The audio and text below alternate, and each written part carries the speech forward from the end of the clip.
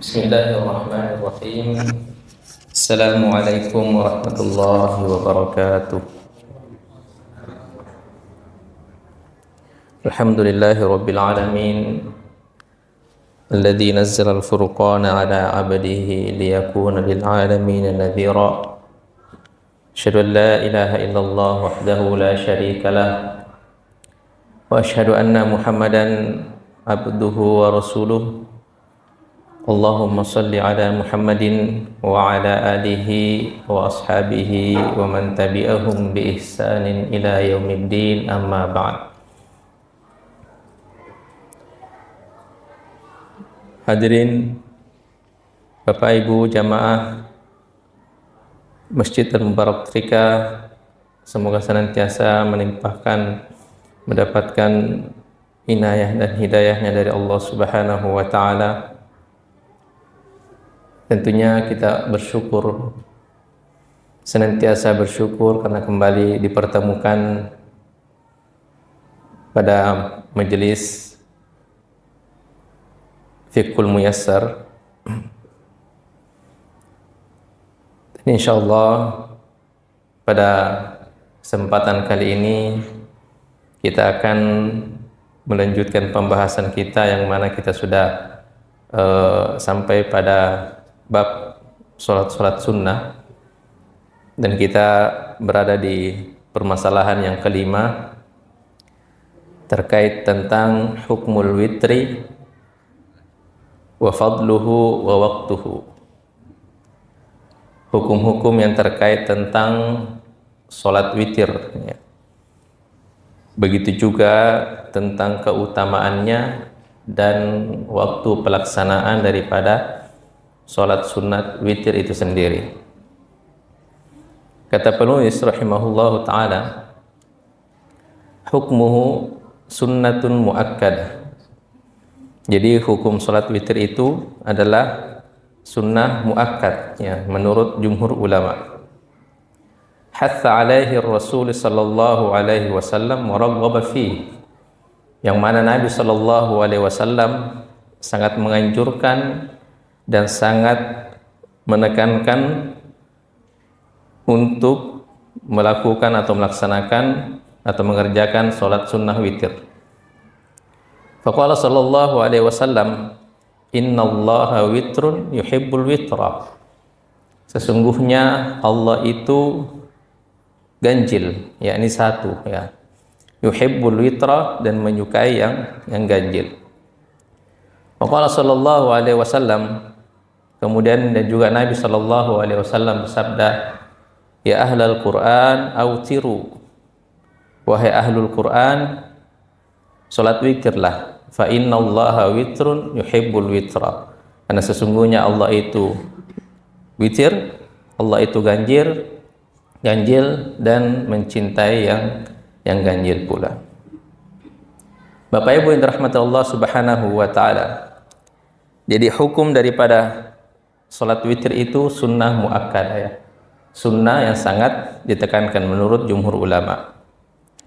Jadi para ulama tidak berbeda pendapat terkait tentang disyariatkannya sholat witir, ya. Jadi tidak ada perbedaan pendapat di kalangan ulama terkait tentang ada pensyariatan sholat witir.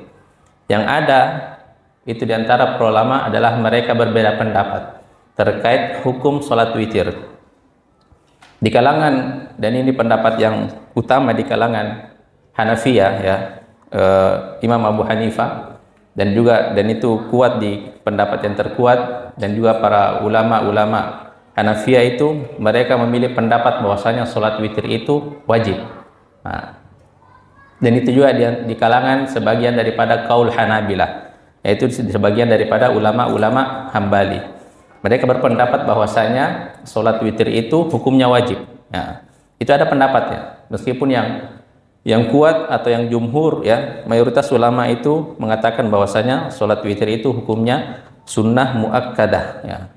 Sunnah yang sangat ditekankan sekali. Karena pribadi Rasulullah Shallallahu Alaihi Wasallam sendiri itu tidak pernah meninggalkan sholat witir, ya. Nah, dari situlah jadi sebagian para ulama sebagaimana pendapat daripada Imam Abu Hanifah memilih pendapat bahwasanya sholat witir itu adalah wajib. Ya. Karena melihat praktek Nabi Shallallahu Alaihi Wasallam bahwa Nabi tidak pernah meninggalkan sekalipun sholat witir. Hatta ketika Nabi Shallallahu Alaihi Wasallam itu, misalnya suatu ketika Nabi sakit dan tidak mampu mengerjakannya di saat itu juga, maka Nabi mengkodoknya di siang hari. Nah, jadi begitu diketekankannya, begitu pentingnya atau dianjurkannya untuk melaksanakan atau merutinkan sholat witir. Sebagaimana Nabi Shallallahu Alaihi Wasallam bersabda, Innallaha witrun yuhibbul witra. Sesungguhnya Allah itu ganjil dan menyukai yang ganjil. Ya. Apakah berarti semua yang ganjil-ganjil itu dicintai Allah Subhanahu Wa Taala dan yang genap tidak? Nah, tentu tidak seperti itu pemahamannya, ya. Karena banyak juga syariat-syariat Allah itu yang genap, ya, sholat duhur genap, ya, sholat asar genap, ya, rukun iman genap, ya. Karena banyak orang yang mensalahpahami hadis ini. Jadi katanya hadisnya itu mengatakan Innallaha witrun yuhibbul witra. Sesungguhnya Allah itu ganjil dan menyukai yang ganjil-ganjil. Jadi apapun yang dia lakukan dengan bilangan yang ganjil, ya. Makan tahu isi dengan lomboknya ganjil, ya, seperti itu, ya. Membaca Quran, nah, dia mulai dari ayat 1, ya. Kemudian ternyata tiba-tiba di akhir halaman ayat 10, dia tambah lagi sampai ke ayat 11. Nah, seperti itu. Padahal tidak seperti itu. Di dalam, kenapa Nabi menyebutkan hadis ini terkait tentang witir, yuhibbul witra? Karena dalam bahasa Arab itu ada istilahnya musyakalah. Musyakalah itu artinya disama-samakan, dikait-kaitkan. Biasanya kan kalau di Arab itu misalnya kita bertanya, kamu dari suku mana? Oh, dari suku Bani Salim. Oh, sallamakallah, semoga Allah menyelamatkanmu. Dari suku mana? Dari suku Bani Gifar, ghafarallahu lak, semoga Allah mengampunimu. Kamu namanya siapa? Ahmad Fadel Muyassir, ya, yassarakallahu umurok, ya, semoga Allah memudahkan urusanmu. Begitu dalam tatanan bahasa Arab itu ada seperti itu. Jadi kadang dikait-kaitkan, ya. Namanya siapa? Zainal Abidin Masyhur, asyarallahu wajak, ya. Semoga Allah menjadikan dirimu terkenal, ya. Seperti itu, ya. Dalam kaitan bahasa Arab seperti itu. Jadi kaitannya dengan ketika Nabi menyebutkan salat witir, maka ditambahlah innallaha witrun yuhibbul witra, ya. Ya, sebenarnya Allah itu ganjil dan menyukai yang ganjil-ganjil. Ya. Kemudian jadi sampai situ banyak orang yang berpikiran, jadi setiap makan kurma itu dianjurkan dengan ganjil. Nah, tidak, ya. Nah, memang ada kondisi tertentu yang mana ketika kita makan kurma itu dianjurkan yang ganjil. Tapi itu hanya di waktu ketika kita dianjurkan makan kurma sebelum sebelum melaksanakan sholat Idul Fitri. Ya, sebagaimana hadis dari Ibnu Umar kalau tidak salah, bahwasanya Nabi itu ketika mau berangkat sholat Idul Fitri kan kita dianjurkan makan, berbuka, ya. Beda kalau kita mau pergi sholat Idul Adha, dianjurkan berpuasa, ya. Dan itu kalau Nabi mau pergi sholat Idul Fitri, maka Nabi itu memakan kurma dengan bilangan yang ganjil. Hanya itu saja. Di kondisi itu saja ada pensyariatan terkait tentang makan kurma dengan bilangan ganjil. Adapun selainnya itu maka tidak termasuk sunnah apabila kita makan kurma harus dengan bilangan ganjil.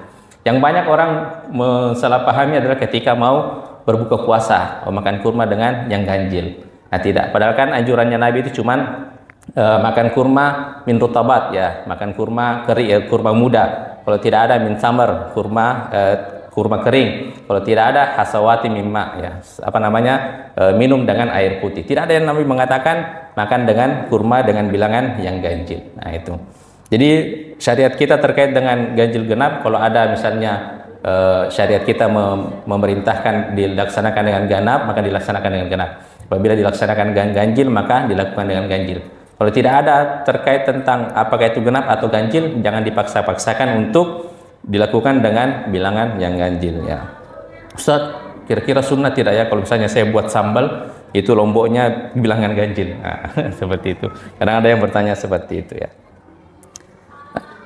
Jadi itu, ya. Jadi terkait tentang berarti yang kita bicarakan di sini terkait dengan sholat witir adalah sholat yang di akhir rakaat pada saat kita melakukan sholat malam. Jadi kan kalau kita menyebutkan sholat malam, berarti itu sudah masuk sholat malamnya, sholat lailnya juga sholat witirnya, ya. Jadi kan sholat malam itu ada beberapa nama. Kadang disebut sholatul lail karena dilaksanakan di malam hari.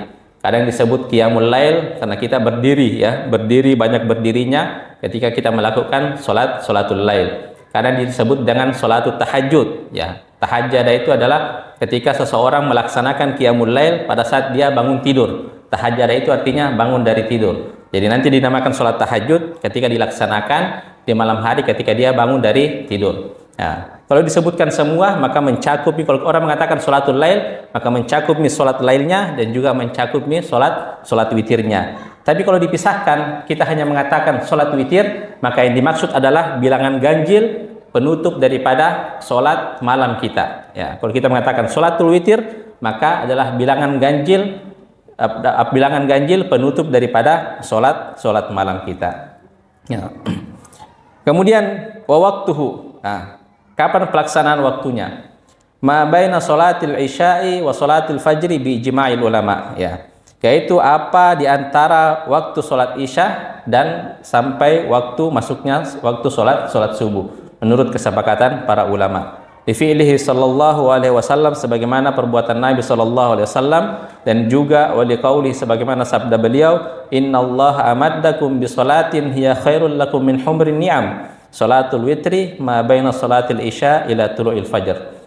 Sesungguhnya Allah menambahkan atas kalian suatu solat, ya, yang mana itu lebih bagus daripada kalian, lebih baik daripada kalian daripada unta merah. Artinya ketika kita diantara keutamaan kita melaksanakan solat witir, solat sunat witir adalah yaitu pahalanya, itu kebaikannya, kata Nabi SAW, itu lebih baik daripada unta merah. Kalau di zaman Nabi itu yang namanya unta merah, kalau di zaman kita itu seperti mobil Ferrari warna merah. Nah, mobil Ferrari warna merah. Jadi unta merah itu mahal ya harganya, ya. Unta yang paling bagus, ya. Jadi ketika kita melaksanakan solat sunat witir, maka itu pahalanya lebih bagus, lebih baik daripada unta merah ketika kita mendapatkan unta merah, kata Nabi Shallallahu Alaihi Wasallam. Ma baina sholatil isya ila tulu'il fajar. Solat witir itu adalah dilaksanakan antara solat isya sampai masuknya waktu subuh, ya. Jadi nanti kita boleh melaksanakan solat witir itu bukan karena masuk waktu solat isyanya, tapi selepas kita melaksanakan solat isya, ya. Jadi kalau ada orang nanti dia maunya solat isya itu jam 9, nah kalau begitu saya solat witir dulu, yang penting azan mi isya, saya solat witir dulu. Tidak, patokannya bukan masuk waktu solat isyanya, patokannya adalah kita selesai melaksanakan solat isya. Kalau kita selesai isyanya nanti jam 10, berarti barulah boleh kita melakukan solat witir di jam 10, ya, setelah melaksanakan solat isya. Bukan patokannya masuk waktu solat isya, ya. Itu. Fa idza tala'al fajru fala witra. Nah, dan berakhirnya waktu melaksanakan solat witir itu adalah dengan masuknya waktu solat subuh, ya. Di qaulihi sallallahu alaihi wasallam, sholatul laili mathna mathna fa idza khasyiya ahadakumus subha shalla raq'atan wahidah tutiru lahu ma qad shalla, ya. Salat malam itu adalah dua-dua, ya, dilaksanakan secara dua-dua. Fa idza khasyiya ahadakumus subha, dan apabila kalian khawatir masuknya waktu subuh, maka salatlah dengan satu rakaat. Tutiru lahu ma qad shalla, itu sebagai penutup apa yang telah salat yang telah dilaksanakan sebelumnya. Ya, fahada dalilun ala khuruji waktu fitri bitulu'il fajar. Dan inilah adalah dalil batas waktunya solat sunnah witir itu adalah dengan masuknya waktu solat subuh, ya. Jadi dari hadis ini sholatul laili mathna mathna, jadi hukum asal solat lail itu, solat tahajud itu, solat qiyamul lail itu dilaksanakan dengan dua rakaat, ya. Kecuali nanti ada hadis juga yang menyebutkan, ada hadis lain yang menyebutkan bahwasanya pelaksanaan sholat lail itu dilaksanakan dengan 4 rakaat. Ya, jadi makanya ada beberapa saudara kita yang melaksanakan sholat tarawih itu, ya. Sholat tarawih itu kan nama lain juga daripada sholat lail, ya, yang dilaksanakan di bulan khusus di bulan suci Ramadan, ya. Dan itu ada beberapa, di antaranya salah satu pendapat dari Tarjih Muhammadiyah, ya. Jadi Muhammadiyah itu mereka melaksanakan sholat tarawih itu 4-4-3, ya, 4 rakaat salam, kemudian ditutup dengan sholat witir 3 rakaat, ya. Kalau yang umumnya adalah 2 rakaat salam, 2 rakaat salam, ya. Dan hadis ini juga merupakan dalil bahwasanya sholat qiyamul lail itu tidak ada batasannya mau berapa rakaat, ya.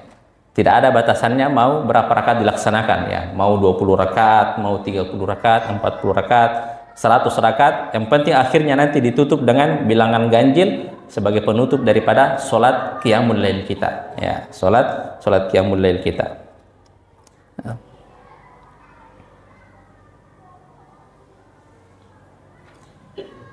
Wa sholatul witri akhirul lail afdalu minhu fi awwalih, ya. Dan sholat witir di akhir malam, itu di sepertiga terakhir malam, itu lebih afdal dikerjakan daripada di awal malam, ya. Lakin yustahabbu ta'jiluhu awwalul laili liman dhanna annahu la yaqumu akhirul lail. Tapi boleh dilaksanakan di awal malam, ya. Juga dianjurkan dilaksanakan di awal malam bagi orang yang punya prasangka kuat bahwasanya dia nanti tidak bisa bangun di akhir malam, ya. Ya, jadi hukum asalnya sholat witir itu atau sholatul lail itu atau sholat tahajud itu lebih afdal dilaksanakan di akhir malam, di sepertiga akhir malam, ya. Itu sangat di waktu yang paling afdal, ya. Di sepertiga akhir malam kita melaksanakan sholatul lail, ya. Tentunya juga sholat witir masuk di situ, sholat witir. Tapi kadang jadi hukum agama kita itu fleksibel, ya. Hukum agama kita itu fleksibel. Tapi bahkan di suatu kondisi justru kita dianjurkan untuk melaksanakannya di awal malam, ya. Kalau misalnya kita punya prasangka bahwasanya nanti kayaknya saya nanti tidak bisa bangun ini untuk melaksanakan sholat malam di akhir malam, maka disitulah kita lebih dianjurkan untuk melaksanakannya sebelum kita tidur. Atau yang penting kita sudah sholat isya, kemudian kita sudah sholat ba'diyah isya, maka kita langsung melaksanakan sholat qiyamul lail di situ, ya, atau sholat witir. Nah, itu justru lebih dianjurkan kalau misalnya kita takutnya nanti tidak bisa bangun, ya, mungkin karena kita kecapean habis dari kerja. Nah, padahal sebenarnya rutinitas kita melaksanakannya di akhir malam, ya. Tapi di kondisi tertentu kita mungkin kecapean, takutnya nanti tidak bisa bangun di di sepertiga terakhir di malam, maka dianjurkan untuk dilaksanakannya di awal malam, ya, seperti itu. Kalau kita punya prasangka kuat bahwasanya nanti saya tidak bisa bangun, ya, seperti itu. Wa ta'khiruhu liman dhanna annahu yaqumu akhirul lail. Dan tentunya tetap lebih dianjurkan, ya, kalau kita punya prasangka masih bisa bangun, masih kuat untuk melaksanakan sholat lail atau sholat witir nanti di sepertiga malam, ya, di sepertiga malam. Lima rawahu Jabir radhiyallahu anhu anna Rasulullah sallallahu alaihi wasallam qala, sebagaimana yang diriwayatkan oleh sahabat Jabir bahwasanya Rasulullah SAW berkata, man khafa alla yakuma min akhiril lail falyutir awwalah. Barang siapa yang khawatir, ya, yang khawatir tidak bisa bangun, tidak mampu untuk bangun melaksanakan sholat witir di akhir malam, maka pelaksanaannya di awal malam. Wa man tama'a ayyakuma akhiral lail falyutir akhiral lail. Tapi barang siapa yang berkeinginan, ya, dan dia punya prediksi kuat bahwasanya nanti dia sanggup untuk bangun di akhir malam untuk melaksanakan sholat lail dan juga sholat witir, maka hendaklah dilaksanakan di akhir malam. Fa inna sholata akhiril laili mashhuda wa dzalika afdal. Karena sesungguhnya sholat di akhir malam itu disaksikan oleh para malaikat dan itu lebih afdal, lebih utama melaksanakan sholatul lail di akhir malam, ya. Jadi anjuran agama kita dalam pelaksanaan sholat witir itu, dan itu waktu yang utama untuk melaksanakan sholat lail, sholat witir adalah di akhir malam, di sepertiga malam terakhir. Karena kenapa? Disebutkan di situ karena beberapa keutamaan, ya. Yang pertama adalah di waktu itu, di sepertiga akhir malam itu, Allah memerintahkan beberapa malaikat untuk menyaksikan orang-orang yang melaksanakan sholat qiyamul lail di akhir malam. Kemudian juga di sepertiga akhir malam itu ada hadis Nabi yang mengatakan, Innallaha tabaraka wa ta'ala, sesungguhnya Allah tabaraka wa ta'ala itu turun fi thulutsil lail akhir. Jadi Allah itu punya waktu nuzul, waktu turun itu di sepertiga malam terakhir, ya.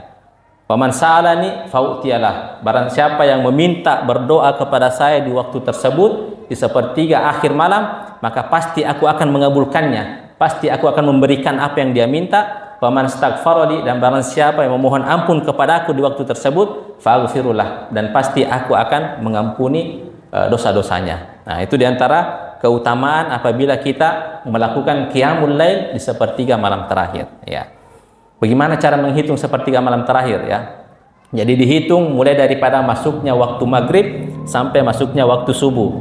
Misalnya waktu maghrib itu jam 6, ya. Kemudian masuk waktu subuh itu jam 5. Jadi ada 11 jam. Nah, dibagi 3 itu. Ya, dibagi 3. Taruhlah misalnya berarti jam 4, jam 3, jam 2 itu masuk waktu-waktu sepertiga malam terakhir.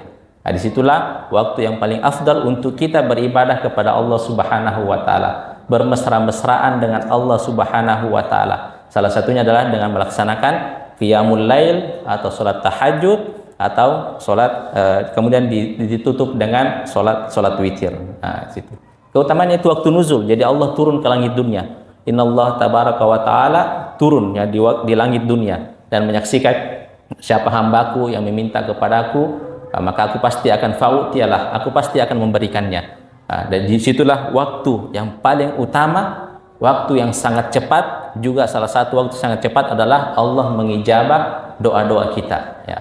Makanya biasa para ulama mengatakan kalau ada hajat, ya, ada hajat, betul-betul kita punya hajat, ya, kepada Allah Subhanahu wa taala, maka mintalah di waktu tersebut. Mintalah di sepertiga malam terakhir, ya. Kita melaksanakan mungkin sholat dulu, ya. Kemudian setelah itu memperbanyak berdoa kepada Allah Subhanahu wa taala, meminta apa kebutuhan kita kepada Allah Subhanahu wa taala. Bahkan para ulama mengatakan kalau misalnya tiba-tiba kita tersadar, ya, tiba-tiba kita bangun, ya, asik-asik tidur, tiba-tiba bangun dan kita mungkin tidak sanggup untuk melaksanakan sholat malam, hendaklah berdoa mungkin dulu, ya. Meskipun kita di tempat pembaringan, di tempat tidur, tiba-tiba kita bangun, ya. Tidak ada niat untuk sholat, setidaknya kita berdoa kepada Allah di waktu tersebut. Setelah itu melanjutkan tidur lagi, ya. Itu juga waktu yang penting. Di waktu itu adalah waktu yang sangat mustajab untuk meminta dan berdoa kepada Allah Subhanahu wa taala. Ya. Tentunya lebih bagus adalah kita mendahului dengan melakukan sholat qiyamul lail atau sholat tahajud. Bapak Ibu yang dirahmati Allah Subhanahu wa taala. Kemudian permasalahan selanjutnya adalah sifatul witri wa adadu rakaatihi. Ya. Bentuk pelaksanaan sholat witir itu dan jumlah rakaatnya, ya. Jumlah rakaatnya. Al-witru aqallahu raka'atan wahidah. Yang namanya sholat witir itu paling sedikit dilaksanakan dengan 1 rakaat, ya. Cukup 1 rakaat itu sudah dinamakan kita melaksanakan sholat witir, ya. Nah, di hadis Ibnu Umar wa Ibnu Abbas marfu'an, al-witru raka'atan min akhiril lail. Sholat witir itu adalah 1 rakaat di akhir malam. Wa li hadis Ibnu Umar al-madhi qariban shalla raka'atan wahidah tutiru lahu ma qad shalla, ya. Salatlah dengan 1 rakaat, ya, itu sebagai penutup dari salat yang telah kita lakukan sebelumnya, ya. Dan ini perlu kita sangat perlu untuk merutinkan salat witir ini, Bapak Ibu, ya. Kalau misalnya di bulan Ramadan, ya, kita biasanya tentu rajin melaksanakan salat witir karena dalam satu rangkaian dengan salat tarawih ditutup dengan salat witir. Hendaknya selepas Ramadan, nah, itu jangan kita tinggalkan itu. Jangan kita tinggalkan itu salat lail atau minimal salat witir, ya. Kalau kita tidak mampu 11 rakaat atau 23 rakaat, nah, yang penting kita laksanakan salat witir meskipun itu 1 rakaat, ya. Misalnya kita sudah salat Isya, kemudian ba'diyah Isya. Nah, kita langsung dengan melaksanakan salat witir 1 rakaat, ya. Salat witir satu rakaat. Yang penting kita rutin mengerjakannya. Habbul amali ilallah,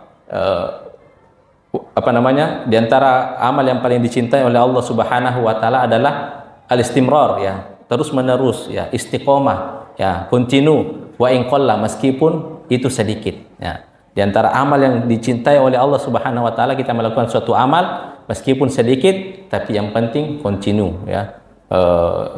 Istiqomah setiap hari kita melaksanakan hal tersebut, ya. Jadi yang paling minimal salat witir itu adalah dengan kita melaksanakannya dengan 1 rakaat. Wa yajuzul witru bi 3 rakaat, dan boleh juga salat witir itu dengan 3 rakaat. Di hadits Aisyah radhiyallahu anha anna Nabiy sallallahu alaihi wasallam kana yusalli arba'an fala tas'al an husnihinna wa tulihinna. Karena adalah Rasulullah sallallahu alaihi wasallam itu melaksanakan salat 4 rakaat. Jadi praktek Nabi sallallahu alaihi wasallam di hadis ini adalah melaksanakan salat lail itu atau salat tahajud itu 4 rakaat, ya, 4 rakaat. Fala tas'al an husnihinna wa tulihinna. Dan jangan kalian tanyakan bagaimana bagusnya dan bagaimana panjangnya salat Nabi sallallahu alaihi wasallam. Tsumma yusalli arba'an. Nah, setelah itu salat lagi 4 rakaat.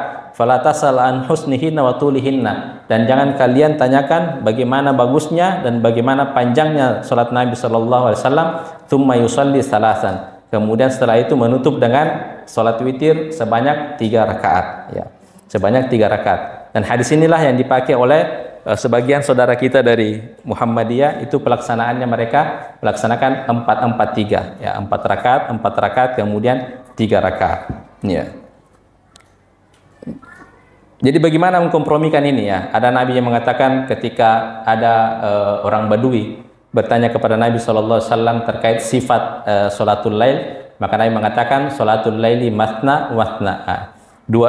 Salat malam itu adalah 2 rakaat, 2 rakaat. Nah, tapi di hadis ini Aisyah mengatakan yusalli arba'an, ya. Nabi itu salat 4 rakaat, ya. Fala tas'al an husnihinna wa tulihinna. Dan jangan kalian tanyakan bagaimana bagusnya salat Nabi dan bagaimana panjangnya salat Nabi, ya. Kemudian setelah itu istirahat, tsumma yusalli arba'an. Kemudian lanjut lagi melaksanakan 4 rakaat, ya. Ada yang ulama memaknai hadis ini, jadi maksudnya Aisyah itu Nabi melaksanakan 4 rakaat kemudian istirahat. Artinya Nabi tetap melaksanakan 2 rakaat salam, 2 rakaat salam, setelah itu istirahat. Ya, itulah yang dinamakan sholat tarawih. Ya, artinya istirahat setelah melaksanakan sholat panjang-panjang, kemudian salam, kemudian istirahat. Ya. Tapi ada ulama yang mengatakan dan memang Nabi melaksanakannya itu sebanyak 4 rakaat, 4 rakaat, 4 rakaat salam, 4 rakaat salam. Kemudian ditutup dengan sholat witir sebanyak 3 rakaat. Ya.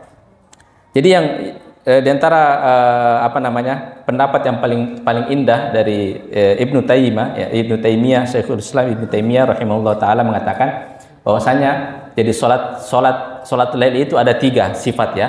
Salatun nabawiyah, kemudian salatus salafiyah, kemudian salatul khalafiyah, ya. Ada salat lail itu sebagaimana praktek Nabi, ya. Praktek Nabi itu adalah panjang, rakaatnya sedikit, tapi jangan tanya bagaimana bagus dan panjangnya, ya. Jadi kalau kita mampu untuk melaksanakan sholat lail itu dengan panjang, meskipun rakaatnya sedikit, ya, sebagaimana praktek Nabi. Dan memang di hadis yang lain Aisyah itu mengatakan Nabi itu baik di dalam bulan Ramadan maupun di luar bulan Ramadan, sholat Nabi itu tidak pernah lebih daripada 11 rakaat, ya. Jadi sholatnya Nabi itu mau di dalam bulan suci Ramadan maupun di luar bulan suci Ramadan, sholat lail Nabi atau sholat tarawih Nabi itu tidak pernah daripada 11 rakaat. Tapi jangan tanya bagaimana panjangnya sholat Nabi Shallallahu Alaihi Wasallam, ya. Jangan tanya. Jadi kata Syekh Utsaimin, kalau kita mampu melaksanakan sholat lail itu dengan panjang, ya, membaca suratul Baqarah, ya, sebagaimana yang saya sebutkan kemarin, baca suratul Baqarah, kemudian melanjutkan suratul An-Nisa, kemudian melanjutkan surah Al-Imran dalam 1 rakaat, maka silakan disedikitkan rakaat salatnya. Tapi kalau kita tidak mampu salat panjang-panjang, ya, tidak mampu berdiri lama, maka hendaklah memendekkan rakaatnya, kemudian jumlah rakaatnya diperbanyak, ya. Dan itulah banyak praktek yang dilakukan oleh sahabat Nabi Shallallahu Alaihi Wasallam. Jadi sahabat Nabi itu lebih banyak melaksanakan sholat tarawih atau sholatul lail itu dengan jumlah 23 rakaat. Ya. Sebagaimana riwayat dari Hasan Al-Basri mengatakan, ra'aitun nas yusalluna 20 rakaat. Ya, saya melihat manusia itu mereka sholat dengan jumlah 20 rakaat, artinya sholat lainnya 20 rakaat. Siapa yang dimaksud manusia di sini oleh Hasan Al-Basri? Tentunya para sahabat. Karena Hasan Al-Basri itu adalah tabi'in yang paling senior, ya. Nah, jadi dia saksikan adalah prakteknya sahabat itu dalam melaksanakan sholatul lail dengan sebanyak 20 rakaat. Jadi dikompromikan, ya. Kalau kita mampu sholat lailnya panjang-panjang, ya tidak apa-apa, qasir rak'ah, ya. Kita mesedikitkan jumlah rakaatnya. Tapi kalau kita tidak mampu dalam 1 kali berdiri, ya, panjang bacaannya, panjang sholatnya, maka kita perpendek sholatnya, kemudian kita perbanyak rakaatnya, ya. Tentunya itu lebih ringan dilakukan, ya. kita baca sholat misalnya, kemudian cuma membaca surah An-Naba ya, amma yatasaalun, kemudian ruku, rakaat kedua bangkit lagi membaca surah An-Naziat, kemudian ruku, salam, kita istirahat ya, kita istirahat. Jadi begitu. Jadi kita mengkompromikan terkait tentang sifat daripada sholatul lail ya, sholatul lail. Jadi itu. Jadi sholat witir itu ada 1 rakaat, bisa dilaksanakan dengan 1 rakaat, kemudian bisa juga dilaksanakan dengan 3 rakaat. Kemudian 3 rakaat ini bagaimana? Ya. Wa tajuzu hadhihi salas bisalamain. Ya, dua cara. Ya, 3 rakaat itu bisa 3 rakaat langsung ya, kemudian salam. Jadi 3 rakaat 1 kali salam, dan juga boleh 3 rakaat 2 kali salam. Artinya 2 rakaat salam, kemudian bangkit lagi melaksanakan 1 rakaat, kemudian salam. Jadi niat witirnya itu di 2 rakaat pertama ya. Niat witirnya itu adalah 2 rakaat pertama. Nah, seperti itu. Dan tidak boleh ketika kita ingin melaksanakan sholat witir 3 rakaat, tidak boleh duduk tasyahud awal, kemudian bangkit, tidak salam, bangkit, kemudian duduk tasyahud akhir. Tidak boleh. Karena itu tasyabbuh dengan menyerupai sholat maghrib. Dan tidak boleh. Ya. Jadi kita misalnya dia ingin sholat witir 3 rakaat. Nah, kemudian 2 rakaat itu dia tasyahud awal, kemudian bangkit lagi, kemudian di akhir rakaat dia tasyahud akhir, kemudian salam. Tidak. Jadi kalau kita ingin melaksanakan sholat witir itu 3 rakaat, berarti harus dilaksanakan dengan 2 rakaat. Ya. Sebagaimana disebutkan wa tajuzu sardan bi tasyahhudin wahid wa salamun wahid. Ya. Jadi boleh melakukan secara langsung dengan 1 kali tasyahud, kemudian 1 kali salam. Di hadis Aisyah radhiyallahu anha, kana Nabi sallallahu alaihi wasallam yutiru bi thalath la yaqudu illa fi akhirihinna. Adalah Nabi sallallahu alaihi wasallam melaksanakan salat witir sebanyak 3 rakaat, kemudian Nabi tidak duduk, artinya tidak ada tasyahud awal, tidak duduk kecuali di akhir rakaat. Ya. Wala tusalli bi tasyahhudain, dan jangan salat dengan 2 tasyahud ya, wassalam wahid. Cuman 2 tasyahud kemudian 1 salam. Yang boleh adalah 2 tasyahud kemudian 2 salam ya. Hatta la tusbihu salatul maghrib ya. Karena itu menyerupai dengan praktek daripada salat maghrib. Kemudian wa yajuzul witru bi 7 raka'atin wa bi 5. Dan boleh juga melaksanakan salat witir itu dengan 7 rakaat dan juga boleh dengan 5 rakaat langsung ya.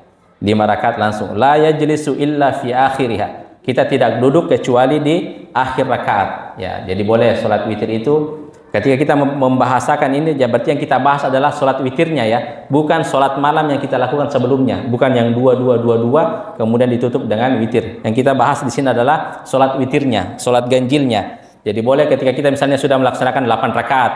Nah, bagaimana witirnya? Boleh dengan 1 rakaat, sudah 8 rakaat, tiba-tiba langsung witir 1 rakaat boleh. Nah, sudah melaksanakan sholat tahajud 8 rakaat, kemudian dia sholat witir dengan 3 rakaat boleh. Nah, dia melaksanakan sholat qiyamul lail 8 rakaat, sholat tahajud 8 rakaat, kemudian dia tutup dengan sholat witir 5 rakaat langsung boleh. Ya, boleh. Boleh semua ya. Kemudian juga batasnya adalah disebutkan di sini adalah 7 rakaat. Ya, 7 rakaat boleh. La yajlisu illa fi akhirihinna. Dan kita tidak duduk kecuali di akhir rakaat. Jadi tidak ada istilahnya tasyahud awal, tidak ada. Yang ada cuman langsung tasyahud akhir.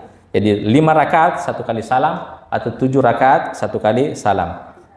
Di hadis Aisyah radhiyallahu anha, kana Rasulullah sallallahu alaihi wasallam, sebagaimana Rasulullah sallallahu alaihi wasallam yusalli minal laili 13 rakaatin ya.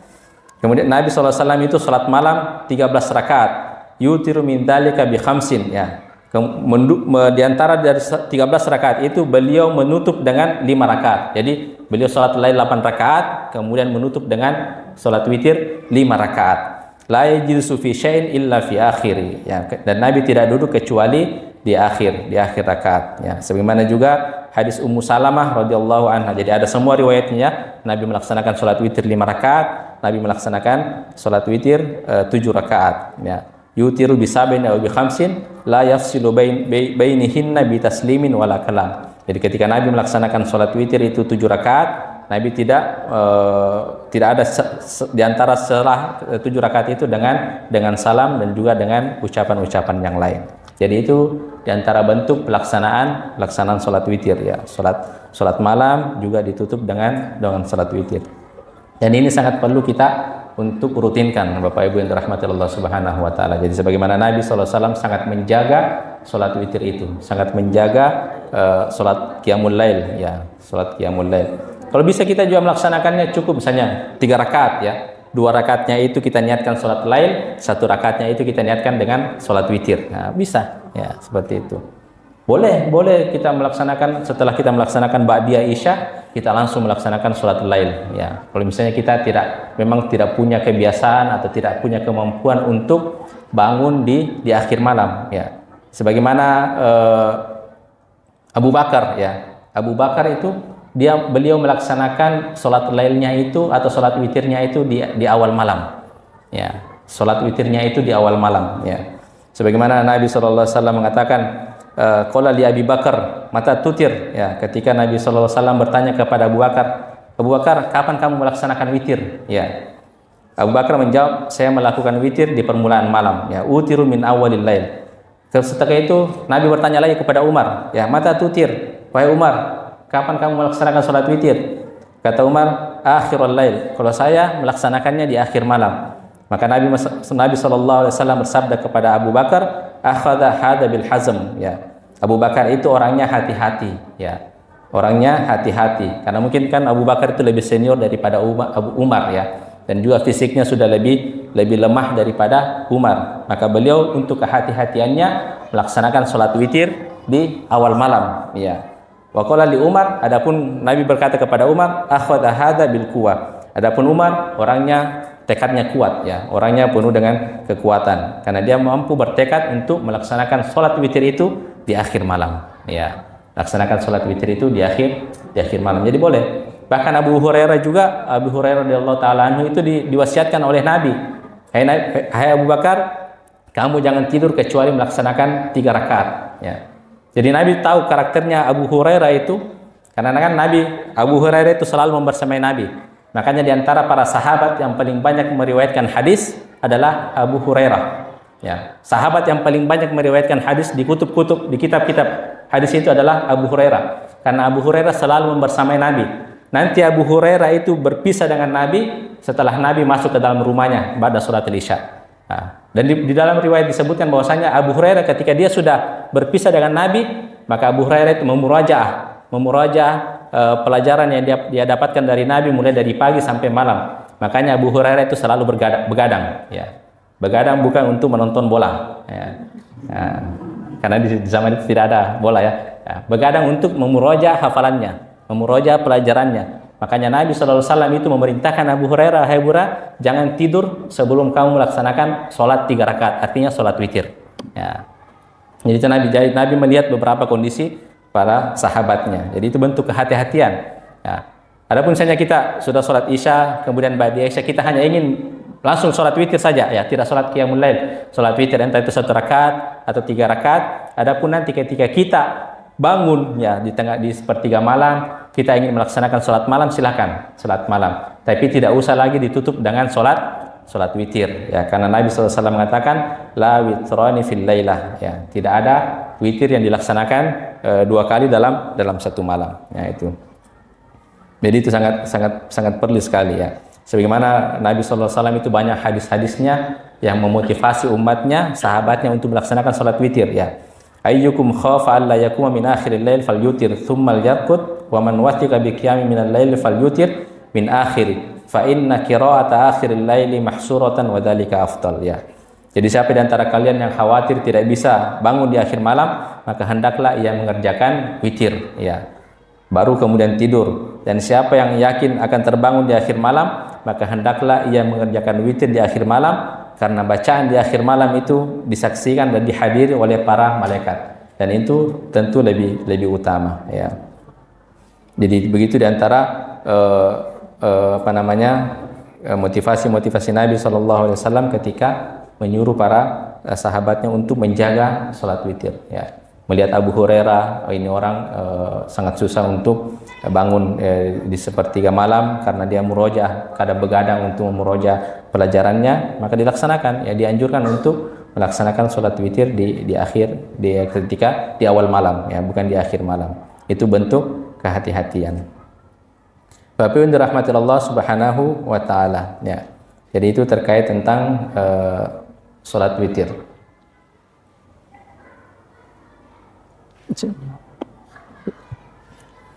Oke. Dan insya Allah jadi itu terkait tentang pembahasan kita terkait tentang sholat witir. Kemudian pembahasan selanjutnya adalah waktu-waktu yang dilarang. Ini sudah kita bahas, tapi masih ada terkait tentang waktu-waktu yang dilarang untuk melakukan sholat-sholat sunnah. Masih ada pembahasan yang sangat perlu kita untuk ketahui. Insyaallah taala itu pada pertemuan selanjutnya. Hadza minni wa sallallahu ala nabiyyina Muhammad walhamdulillahi rabbil alamin. Alhamdulillah, kita sudah mendengarkan pembahasan mengenai sholat witir. Ternyata tidak sedikit ulama yang berpendapat bahwa sholat witir itu wajib. Dan juga tadi dibahas mengenai sholat malam, ada yang panjang bacaannya tapi sedikit rakaatnya, ada yang banyak rakaatnya dan agak pendek bacaannya. Dan alhamdulillah kalau kita ini sudah sedikit rakaatnya, sedikit bacaannya. Itulah kita ya. Itu pun bolong-bolong, kadang sholat, kadang tidak. Jadi ya mudah-mudahan Allah berikan kita semangat untuk senantiasa lebih rajin dalam beribadah. Ada mungkin yang mau ditanyakan, kami persilakan kepada jamaah. Mungkin ada hal-hal yang mau ditanyakan, mungkin tidak berkaitan dengan pembahasan ini atau mungkin pembahasan sebelumnya. Ya silakan yang mau bertanya.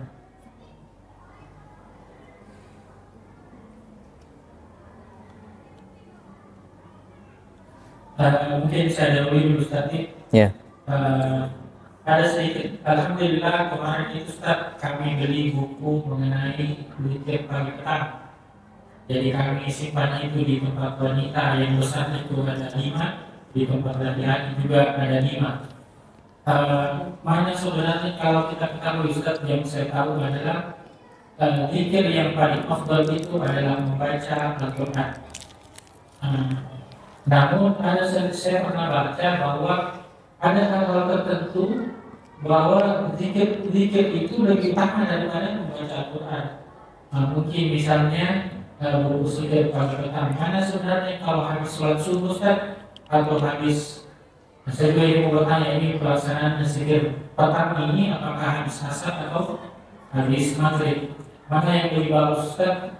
Kita baca zikir dulu atau baru baca Quran, atau kita ya sudah kita zikir seadanya setelah sholat langsung baca Quran? Jadi dua pertanyaan Ustaz, itu tadi yang pertama. Yang kedua adalah pelaksanaan zikir petang itu apakah habis asar atau habis maghrib? Oke. Ada kaidah dalam agama kita yang mengatakan di antara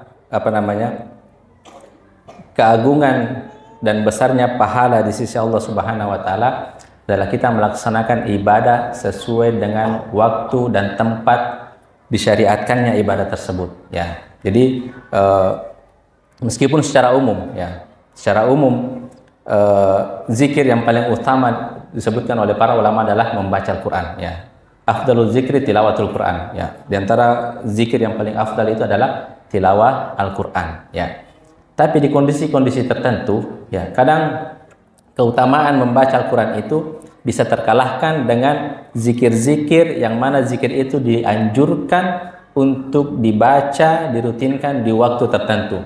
Contoh misalnya, kita selesai sholat, ya. Selesai sholat, mana kira-kira yang lebih afdal, ya? Kan tadi ada hadis yang mengatakan zikir yang paling afdal adalah tilawatul Quran. Nah, tapi kan ketika kita selesai sholat, ada zikir-zikir yang kita dianjurkan, ditekankan untuk kita baca setelah sholat, ya. Zikir setelah sholat. Nah, di kondisi itu maka zikir setelah sholat itu lebih afdal daripada membaca Al-Quran di waktu tersebut, ya, di waktu tersebut. Contohnya misalnya ketika kita membaca Al-Quran ketika orang azan, ya, maka dianjurkan kita untuk memberhentikan kita membaca Al-Quran, kemudian fokus menjawab azan. fokus mendengarkan azan dan kemudian menjawab azan. Nah, begitu juga ketika kita masuk di waktu-waktu zikir petang, zikir pagi dan zikir petang. Nah, maka yang lebih afdal kata para ulama, ya diantaranya Syekh Sulaiman Ar-Ruhaili, itu ada bukunya itu warna merah itu kemarin yang saya ambil tuh. Syekh Sulaiman Ar-Ruhaili itu mengatakan, hendaklah kita memulai ya setelah salat subuh, kemudian baca zikir subuh, hendaklah kita memulai dengan membaca zikir pagi yang dianjurkan pada saat itu, yang disunnahkan membaca zikir-zikir pagi, kemudian setelah itu barulah membaca Al-Quran. Ya, jadi itu tidak ada kaidah mengatakan besar kecilnya atau agung atau tidaknya suatu amalan itu dilakukan ketika sesuai dengan tempat dan waktu disyariatkannya untuk melaksanakan amalan tersebut. Ya, itu tadi dari dari segi waktu ya. Makanya di kondisi seperti itu maka zikir pagi dan petang itu lebih afdal kita baca daripada membaca Al-Quran pada saat itu ya. Adapun di kondisi daripada di luar itu, misalnya kita lagi sudah selesai zikir petang dan zikir pagi dan zikir petang ya. Mana lebih afdal, apakah kita membaca subhanallah subhanallah sebagai zikir kita atau astagfirullah astagfirullah?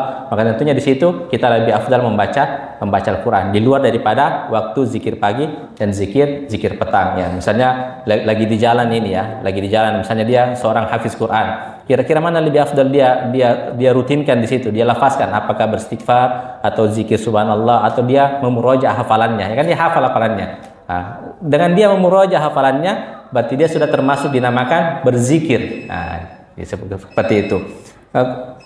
Dari segi tempat ya. Jadi tadi saya sebutkan kaidah mengatakan besar tidaknya suatu amalan itu dilakukan ketika sesuai dengan waktu dan tempatnya. Misalnya kita berada di Masjid Nabawi ya, atau di Masjidil Haram. Di Masjid Nabawi, di Masjidil Haram, kira-kira mana yang paling afdal kita laksanakan, ibadah apa yang paling afdal kita laksanakan di situ? Yang paling dianjurkan adalah memperbanyak sholat sunat ya. Bukan dianjurkan memperbanyak membaca Al-Quran ya. Karena kan keutamanya kita sholat di Masjidil Haram kan lebih besar daripada kita sholat di luar daripada Masjidil Haram. Satu rakaat di Masjidil Haram itu pahalanya sebagaimana kalau kita sholat di luar Masjidil Haram 100.000 rakaat ya. Jadi dianjurkan lebih banyak melaksanakan sholat sunnah, bukan membaca Al-Quran. Meskipun membaca Al-Quran juga tentu pahalanya besar, tapi lebih besar kalau kita melaksanakan sholat sunnah. Begitu juga di Masjid Nabawi ya. Kalau kita di Masjid Mubarak Trika ya mungkin tidak apa-apa lah memperbanyak membaca Al-Quran ya, seperti itu ya. Kemudian terkait dengan zikir petang ya, itu waktunya jumhur ulama mengatakan adalah setelah habis sholat asar ya, sholat asar. Karena itu sudah masuk dalam bahasa Arab itu waktu sholat asar itu sudah masuk dalam kaitan masuk waktu petang ya, masuk waktu petang. Makanya kenapa takbir setelah waktu isyraq itu habis setelah masuk sholat asar ya. Karena bahkan beberapa ulama mengatakan pokoknya bilangan hijriah itu masuk setelah waktu sholat asar, bukan masuk setelah waktu sholat maghrib. Nah, seperti itu. Jadi begitu kaidahnya. Jadi kita melakukan suatu amalan, kita lihat waktu dan tempatnya. Ya, kita lihat waktu dan tempatnya. Wallahu taala alam. Alhamdulillah. Saya teringat juga perkataan seorang ulama, saya lupa namanya, bahwa itulah pentingnya ilmu Bapak Ibu sekalian. Ilmu itu bukan hanya untuk mengetahui mana yang baik, mana yang buruk, tapi ilmu itu lebih utamanya mana yang lebih baik di antara yang baik. Jadi ketika ada dua ibadah yang bisa dilakukan di satu waktu, kita tahu Pak ini yang lebih afdal, ini yang lebih utama. Nah itu salah satu kursi yang dibahas bersama. Mungkin ada pertanyaan yang lain?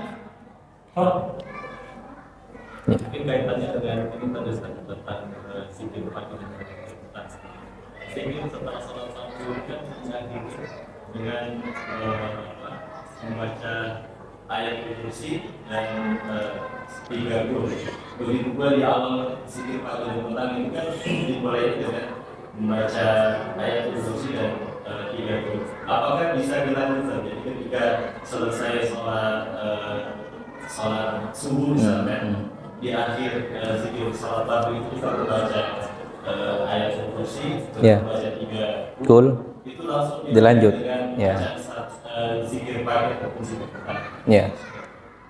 Jadi istilahnya dijama ini ya. Dijama zikir salat, diniatkan ini juga dengan zikir petang ya. zikir petang itu boleh. Makanya kenapa yang membedakan antara ketika zikir sholat setelah sholat subuh itu la ilaha illallah wahdahu la syarikalahnya itu 10 kali, dibanding kalau sholat duhur itu cuma 1 kali, atau sholat asar 1 kali, nanti sholat maghrib baru 10 kali. Nah, itu karena masuk rangkaian daripada zikir petang, zikir pagi. Nah, jadi tinggal kita membaca zikir-zikir yang tidak ada, yang tidak kita baca tadi setelah zikir setelah sholat. Nah, tinggal jadi kita jamak kan masuk waktu sholat subuh ini sudah sholat subuh, yang zikir pagi masuk zikir pagi. Jadi kita membaca la ilaha illallah wahdahu la syarikalah 10 kali. Nah, kemudian diantara juga adalah ayatul kursi, kemudian 3 kul, kan itu masuk juga dalam rangkaian zikir pagi. Nah, dan itu juga dibaca ketika zikir setelah sholat. Ya, zikir setelah sholat. Jadi itu bisa tinggal dilanjutkan nanti beberapa zikir yang belum kita baca yang masuk daripada rangkaian daripada sholat zikir pagi. Nah, itu bisa dijamak istilahnya. Kita niatkan itu seperti itu. Nah, itu. Wallahu taala alam. Ada yang dari zikir pagi petang ini sangat penting, Ya. Jadi bisa menghindarkan kita dari mara bahaya di siang dan malam hari. Ya, di antara fungsi daripada zikir pagi petang itu karena banyak di situ keutamaan-keutamaan yang dimasukkan dalam zikir pagi dan petang, di antaranya adalah menghindarkan kita dari bahaya. Ya, itu ada kisah nyata itu. Ada kisah nyata yang terjadi di Riyadh kalau tidak salah, di Riyadh. Jadi ada seorang anak kecil ya, itu diculik ya, pulang sekolah diculik ya, dimasukkan ke dalam bagasi mobil. Sampainya di lokasi pencurinya, mungkin di rumahnya, di rumah pencurinya itu dia ingin membuka bagasinya. Nah, padahal kan mobil itu sebetulnya tidak pernah macet, itu kunci bagasinya ya. Tidak pernah macet, kunci mobil bagian belakangnya kan. Kalau mobil sedan itu bagasinya seperti kita lihatlah di film-film pencuri itu ya, dimasukkan anak kecil itu di bagasinya. Kayaknya ketika sampai di rumahnya itu mau dibuka bagasinya tidak bisa terbuka. Ya, kenapa tiba-tiba ini kunci bagasinya macet dan lain sebagainya. Dia pakai linggis, tidak bisa terbuka. Akhirnya dia pakai tukang bengkel ya, dia panggil tukang bengkel, di mobil itu dibawa ke tempat bengkel, mau dibuka tidak bisa juga terbuka. Ya, akhirnya dipanggillah seorang syekh ya, Nah, syekh itu ketika mau membuka bagasi mobil itu dia ruqyah terlebih dahulu, di ruqyah, akhirnya barulah bisa terbuka bagasi mobilnya. Nah, akhirnya sebelumnya bukan syekh ya, dibawa dulu kantor polisi. Ya, karena pencuri ini khawatir nanti takutnya anak ini kehabisan oksigen di dalam. Nah, takut bisa meninggal ya. Padahal kan sebelumnya pencuri itu hanya ingin mencurinya karena ingin meminta tebusan, ya. Nah, takut kalau misalnya dia meninggal, hanya dibawa kantor polisi, berusaha sekuat tenaga pun polisi di situ untuk membuka bagasi tidak bisa. Akhirnya dipanggil syekh, diruqyah, barulah dengan satu kali klik kuncinya terbuka. Nah, akhirnya ditanyalah anak kecil itu ya, dia seumuran tingkat sanawiyah. Ditanyalah anak kecil itu, kira-kira ada amalan rutinnya sehingga dia bisa terselamatkan daripada penjahat tersebut. Ya, akhirnya karena tidak bisa dibuka bagasinya, apa kata anak kecil itu ya, dia rutin mengamalkan zikir pagi dan petang. Nah, dari keutamaan zikir pagi dan petang itu akhirnya dia bisa selamat daripada kejahatan pencuri, tidak bisa dibuka bagasinya. Ya, nantilah syekh dengan meruqyah dulu, 1 kali klik barulah bisa terbuka bagasi tersebut. Setelah ditanyakan, ternyata anak ini karena mungkin dari dari pendidikan orang tuanya, dia rutin membaca zikir pagi dan petang. Dan banyak saya dengarkan kisah-kisah itu, orang yang banyak bisa terselamatkan mungkin dari beberapa kecelakaan, mara bahaya karena dia rutin membaca zikir pagi dan zikir petang ya. Karena kalau kita lihat itu hadis-hadis terkait misalnya trikul ya, seseorang yang membaca trikul itu bisa diselamatkan dari bahaya. Bismillahirrahmanirrahim, la yadurru ma'asmihi syai'un wa huwas samiul alim, itu dari bahaya. A'udzu bikalimatillahi tamma min syarri ma khalaq. Nah, itu menyelamatkan dari mara bahaya, dan zikir-zikir keutamaan zikir-zikir yang lain. Allah taala alam.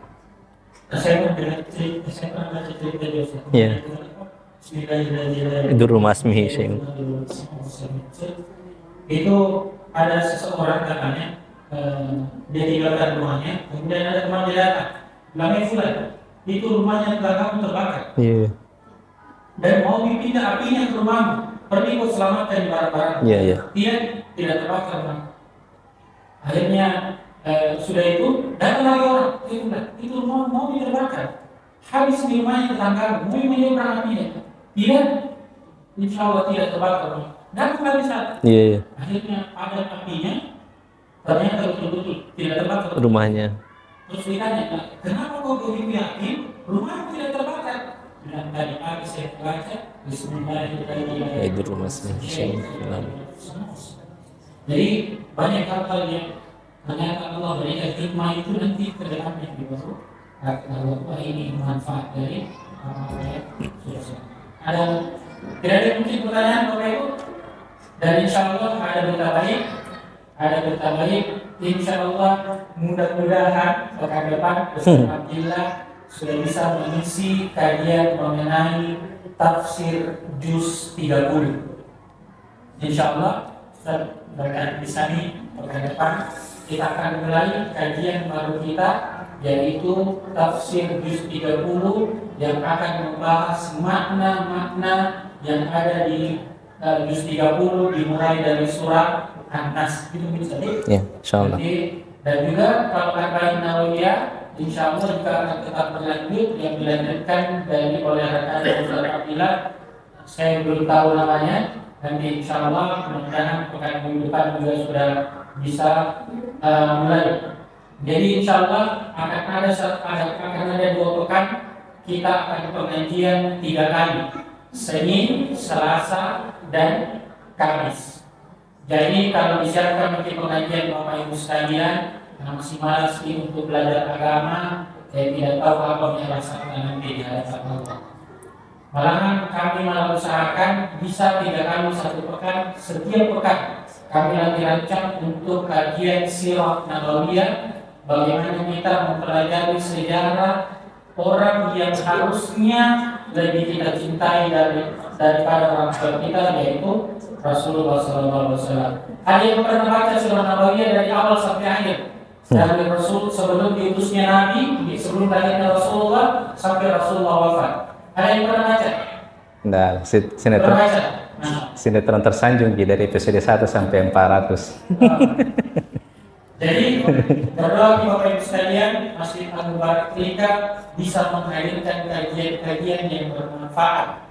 Ya, tapi saya juga berharap mudah-mudahan istiqomah ikut, karena semangat itu dalam panitianya kalau banyak yang berpartisipasi. Jadi sama ibu jangan dipikir kuenya ada atau tidak, yang penting datang ke pengajian. Di belakang ikut kuenya, karena ilmu itu lebih dibutuhkan daripada makan dan minum, begitu kata para ulama. Ada apa lagi?